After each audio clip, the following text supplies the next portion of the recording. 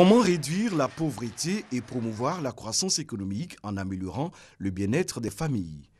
Tous les pays du monde veulent aujourd'hui résoudre cette équation considérée comme l'un des investissements les plus sages et les plus rentables.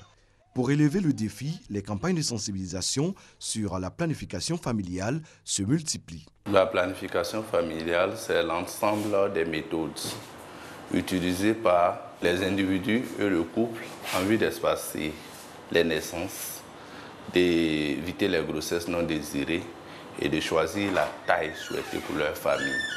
Si un couple a 4 enfants et il gagne seulement suffisamment pour nourrir 2 enfants, ça veut dire que la qualité de vie de tout le monde va baisser. Prendre les mesures pour ne pas avoir les enfants, plus de nombre d'enfants de ce qu'on peut supporter, peut nous aider à monter la qualité de vie de tout le monde. Promouvoir les bienfaits de la planification familiale, l'AIBF, l'Association ivoirienne pour le bien-être familial, est le leader en la matière. Ces cliniques, réparties sur l'ensemble du territoire ivoirien, sont devenues les lieux de rendez-vous des femmes de toutes les catégories socio-professionnelles. Mariam, 30 ans, est une habituée des lieux. Un rendez-vous trimestriel pour décider de son avenir. Il y a plusieurs méthodes, mais moi j'ai choisi piqûre pour 3 mois. Ça me va. La non-planification des naissances peut avoir des conséquences graves. 500 000 femmes meurent chaque année à la suite de complications durant les grossesses, les accouchements ou les avortements à risque. L'utérus ne se repose pas et elle contracte encore une autre grossesse. À l'accouchement, elle peut saigner. Il peut avoir l'hémorragie du postpartum.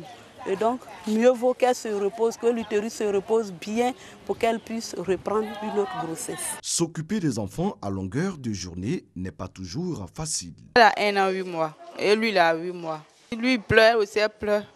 Gérer les deux, vraiment, c'est fatigant. Pour payer l'école, là, dépenser de trop sur nous. Après ça, mon mari, c'est bon comme ça. On ne peut pas faire enfant pour mettre en souffrance, c'est pas bon. La planification familiale, une politique qui se heurte à des facteurs socioculturels. Les maris aussi ne t'acceptent pas. Mais nous aussi, on n'a pas les... On va faire comment? Si tu es marié, tu es marié. C'est que le mari dit que tu vas faire là. C'est ça que tu as su aussi. Malgré les difficultés, l'accès aux services de planification familiale s'améliore pour des familles plus épanouies. Au lieu de faire les enfants, il y a 1 an, 2 ans entre eux, trop de maladies, il n'y a pas beaucoup de repos, problème de l'argent. Mais s'il y a une truc familial comme ça, vraiment, on est trop satisfait sur ça. Si tu mets dans ton programme que tu dois faire 5 enfants, les 5 enfants, là, il faut te défendre.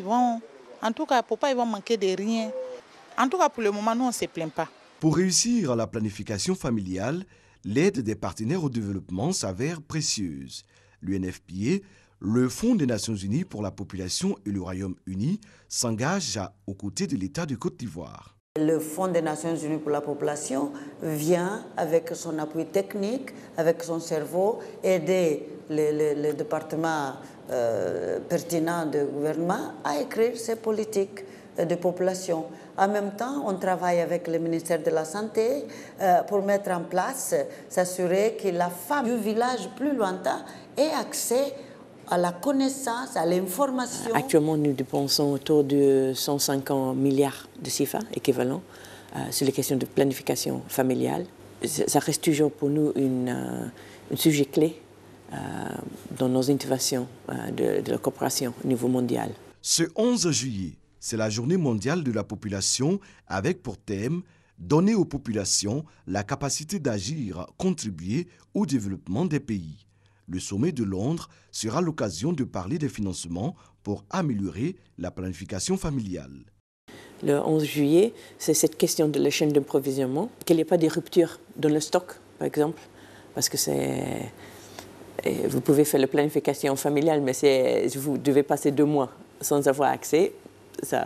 Peut-être ça ne sert pas à grand-chose. Au sommet de Londres, la Côte d'Ivoire sera présente. À ce rendez-vous, bailleurs et décideurs vont discuter des efforts à fournir pour aider 225 millions de femmes dans 69 pays à avoir accès aux informations nécessaires pour décider de leur sort.